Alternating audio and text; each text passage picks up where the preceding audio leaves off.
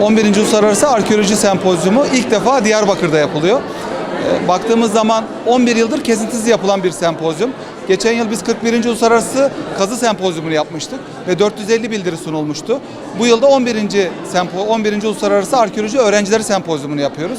25 üniversiteden 35 tane bildiri sunulacak 3 gün boyunca ve 3 gün boyunca arkeoloji ile ilgili birçok konular ele alınacak bu sempozyum boyunca.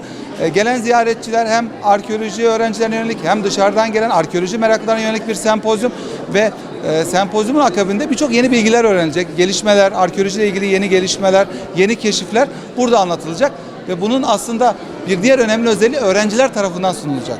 Yani genelde öğretim üyeleri tarafından sunulan bir sempozyum ama bu tip etkinlik uzun yıllardır, uzun soluklu etkinlik arkeoloji öğrencileri sempozyumu uzun yıllardır sürüyor ve ilk defa bölgede Diyarbakır'da yapılması ayrı önemli ve öğrenciler bizzat kazılarda çalışan öğrenciler buradaki bilgileri, kazılarda edindikleri bilgileri ya da araştırma yaptıklarında edindikleri bilgileri burada sunacaklar. Diyarbakır aslında özellikle son yıllarda yapılan kazı çalışmalarıyla çok fazla ön plana çıkmış ve aslında ilklerin yaşandığı bir şehir arkeoloji anlamında.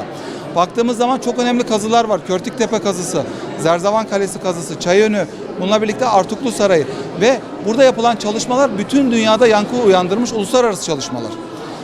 Dediğim gibi her şeyin ilki aslında Diyarbakır'da. İlk yerleşim, işte ilk robotun yapıldığı yer, ilk hayvanın evcilleştirildiği, ilk bitkinin evcilleştirildiği yer.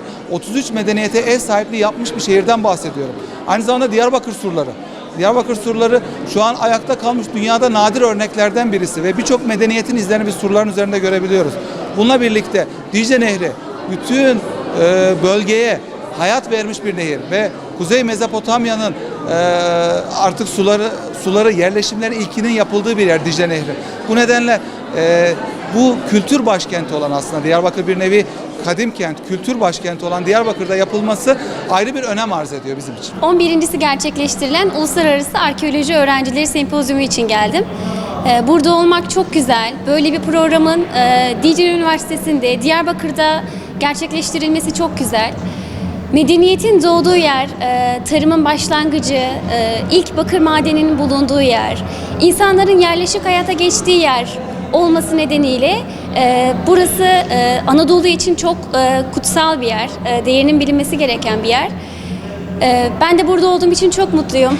Diyarbakır'a ilk kez geldim ve gördüğüm şeyler karşısında çok memnun kaldım. Bence herkesin gelip görmesi gereken bir yer olduğunu düşünüyorum. Burada Dicle'yi ve Fırat'ı gördüm. Tarihi surları gezdim, Zerzavan'ı gezdim. Diyarbakır'ın merkezindeki çok fazla turistik yer vardı, onları gördüm. Herkesin gelip görmesini tavsiye ederim. Ben Diyarbakır'dan çok memnun kaldım.